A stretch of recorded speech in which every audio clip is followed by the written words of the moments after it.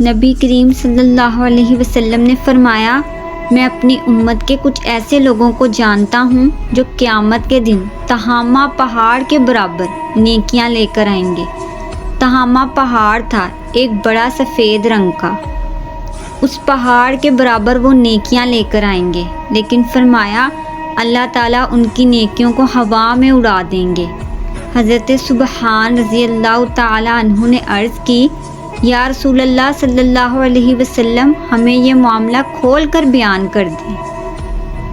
حضور صلی اللہ علیہ وسلم فرمانے لگے، وہ راتوں کو عبادت بھی کرتے ہیں، اللہ کی بارگاہ میں بھی حاضر ہوتے ہیں، لیکن فرمایا ان لوگوں کا مسئلہ یہ ہے، ان کا نقصان یہ ہے، گھاٹا اور خسارہ یہ ہے کہ جب وہ اکیلے ہوتے ہیں تو رب کی حرمتوں کو پامال کرتے ہیں، دین کی حدوں کو توڑتے ہیں، تنہائیوں میں رب کی نافرمانی کرتے ہیں۔ نتیجہ کیا نکلتا ہے کہ وہ جو لوگوں کے بیچ نیکیاں کی ہوتی ہیں، نمازیں پڑھی ہوتی ہیں، عبادتیں کی ہوتی ہیں، صدقات کیے ہوتے ہیں، وہ بھی ضائع ہو جاتے ہیں۔